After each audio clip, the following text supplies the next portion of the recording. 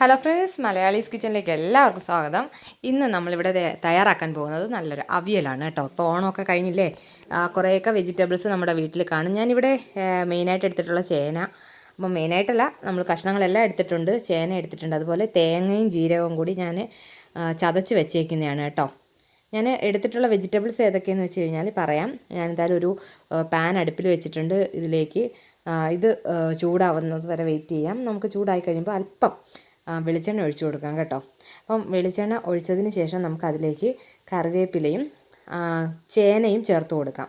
കറിവേപ്പിലയും ചേന അടിയിലിടുന്നതിൻ്റെ കാര്യം, ഇപ്പം ആദ്യം ഇടുന്നതിൻ്റെ കാര്യം എന്ന് വെച്ച് കഴിഞ്ഞാൽ പെട്ടെന്ന് വെന്ത് കിട്ടാനാണ്.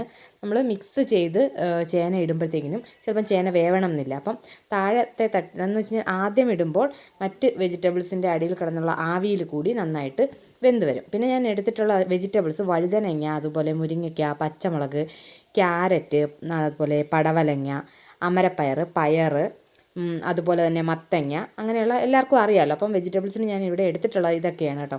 കുറച്ച് 6-7 കൂട്ടം പച്ചക്കറികൾ ഞാൻ എടുത്തിട്ടുണ്ട്. അപ്പോൾ ഇത്രയും നീളത്തിലരിഞ്ഞ് ആണ് ഞാൻ എടുത്തിട്ടുള്ളത്. അവിയലിന് അരിയുന്ന എല്ലാവർക്കും അറിയാമല്ലോ. ഇപ്പം അഥവാ ആദ്യം തുടക്കക്കാർക്കാണെങ്കിൽ പറയുകയാണ്, നീളത്തിൽ വേണം നമ്മൾ അവിയലിന് അരിയാനായിട്ട്. ഇതിലേക്ക് ഞാൻ ഉപ്പും അതുപോലെ മഞ്ഞൾപ്പൊടിയും മുളക് പൊടിയും കൂടെ ചേർത്തിട്ടുണ്ട്.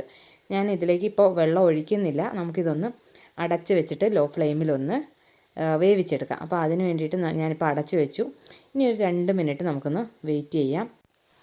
ഒന്ന് നന്നായിട്ടൊന്ന് അതിൻ്റെ ആവി വെള്ളമൊക്കെ വന്നിട്ട് ഒരു എന്താ പറയുക, ഒന്ന് വാടട്ടെ. അതിന് വേണ്ടിയിട്ട് നമുക്ക് നോക്കുകയാണ്. അപ്പം 2 മിനിറ്റോളം ആയിട്ടുണ്ട്. ഇനി നമുക്കിതിൻ്റെ അതിൻ്റെ ഗ്ലാസ് അടപ്പൊന്ന് എടുത്ത് മാറ്റിയിട്ട് നമ്മൾ ഇതുവരെ പൊടികൾ ഇട്ടിട്ടേ ഉള്ളൂ, മിക്സ് ചെയ്തിട്ടില്ല.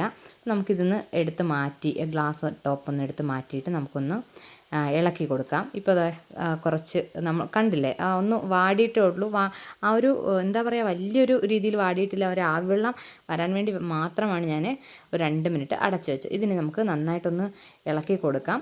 ഇളക്കി കൊടുത്തതിന് ശേഷം അല്പം വെള്ളം ചേർത്ത് കൊടുക്കണം കേട്ടോ. ഒരു 1/2 ഗ്ലാസ് വെള്ളം നമുക്ക് ചേർത്ത് കൊടുക്കാം. അപ്പം വെള്ളം ചേർത്തതിന് ശേഷം നമുക്ക് നന്നായിട്ടൊന്ന് മിക്സ് ചെയ്തിട്ട് വീണ്ടും നമുക്ക് അടച്ച് വെച്ചിട്ട് കഷ്ണം വേവുന്നത് വരെ നമുക്കൊന്ന് വേവിച്ചെടുക്കണം. അപ്പം നന്നായിട്ട് കഷ്ണം വേവണം എന്നുള്ളവർക്ക്, താല്പര്യമുള്ളവർക്ക്, നന്നായിട്ട് വെന്തുടയണമെന്നുള്ളവർക്ക് അതനുസരിച്ച് വേവിക്കുക. ഇല്ല എങ്കിൽ അല്പം കുറച്ച് വേവ് താഴ്ത്തി വേവിക്കുക. നമുക്കിത് ഇനി കുറച്ച് നേരം കൂടി ഒന്ന് അടച്ച് വെക്കണം. വേവാനുണ്ട് കേട്ടോ, കുറച്ചും കൂടെ ഒന്ന് വേവട്ടെ. നമുക്ക് വെയിറ്റ് ചെയ്യാം. ഇനി നമുക്ക് നോക്കാം. ഏകദേശം ഒരു 10-15 മിനിറ്റോളം ആയിട്ടുണ്ട്.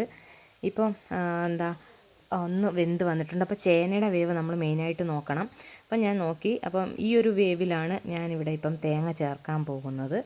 ഞാൻ തേങ്ങയിൽ പിന്നെ മുളകൊന്നും ഇട്ടിട്ടില്ല, ജീരകവും തേങ്ങയും മാത്രമാണ് ചതച്ചിട്ടുള്ളത്. അപ്പോൾ അവിയലിന് ചതയ്ക്കുക എന്ന് വെച്ച് കഴിഞ്ഞാൽ നമുക്ക് തോരന് അരയ്ക്കുന്നതിനേക്കാളും കുറച്ചും കൂടെ കൂടുതൽ നമുക്ക് അവിയലിനെ നമ്മൾ ചതയ്ക്കണം. അപ്പോൾ അതനുസരിച്ച് നമ്മളൊന്ന് ചതച്ചെടുക്കുക. ഇത് ഞാൻ അതിലേക്ക് ചേർത്തിട്ടുണ്ട്. ഇനി നമുക്ക് നന്നായിട്ട് തേങ്ങ ഇട്ടിട്ട് ഒന്ന് ഇളക്കി കൊടുക്കാം. ഇളക്കി കൊടുത്തിട്ട് വീണ്ടും നമുക്ക് തേങ്ങ വെന്ത് പോകരുത്. അവിയലിൻ്റെ പാകം എന്ന് പറയുന്നത് തേങ്ങ വെന്ത് കഴിഞ്ഞാൽ ആ ഒരു പച്ച തേങ്ങയുടെ ടേസ്റ്റ് മാറിക്കഴിഞ്ഞാൽ അവിയലിൻ്റെ ടേസ്റ്റ് മാറും. അപ്പം കൂടുതൽ തേങ്ങ നമ്മളുടെ ഈ ഒരു അവിയലിൻ്റെ കഷ്ണത്തിലുള്ള ചൂടിൽ വെന്താൽ മാത്രം മതിയാകും. ഫൈനൽ നമുക്ക് കറിവേപ്പിലയും അതുപോലെ വെളിച്ചെണ്ണയും കൂടി ഒഴിച്ച് നമുക്ക് തീ ഓഫ് ചെയ്തിട്ട് അടച്ച് വയ്ക്കാം. അപ്പം നിങ്ങൾ കണ്ടല്ലോ, കഷ്ണങ്ങളുടെയൊക്കെ വേവും കാര്യങ്ങളും എല്ലാം നിങ്ങൾ കണ്ടല്ലോ. ഇനിയിപ്പം നമുക്ക് ഞാൻ എല്ലാം ഫൈനൽ കറക്റ്റ് ആയിട്ടുണ്ട്. ഇനി നമുക്ക് ഇതിലേക്ക് കുറച്ച് കറിവേപ്പിലയും അതുപോലെ പച്ച വെളിച്ചെണ്ണയും കൂടി ഒഴിച്ചു കൊടുക്കാം. വെളിച്ചെണ്ണ നമ്മൾ ആദ്യം ഒഴിച്ചിട്ടുണ്ടായിരുന്നു. അപ്പോൾ അതനുസരിച്ച് മാത്രം നിങ്ങൾ ചെയ്താൽ മാത്രം മതി. ഞാനിപ്പോൾ ആദ്യം ഉണ്ട്. പിന്നെ വെളിച്ചെണ്ണ ഒഴിച്ചതിൻ്റെ വീഡിയോ എനിക്ക് എടുക്കാനും പറ്റിയില്ല. എന്തായാലും നമുക്കൊന്ന് 2 മിനിറ്റ് നമുക്ക് അടച്ച് വെക്കാം. നമ്മളുടെ അടിപൊളി ടേസ്റ്റിൽ അവിയൽ റെഡി ആയിട്ടുണ്ട്. എല്ലാവരും ഇതുപോലെ ഒന്ന് ട്രൈ ചെയ്ത് നോക്കുക. നല്ലൊരു വീഡിയോ ആയിട്ട് ഇനിയും കാണാം. അതുവരേക്കും താങ്ക് യു, ബൈ.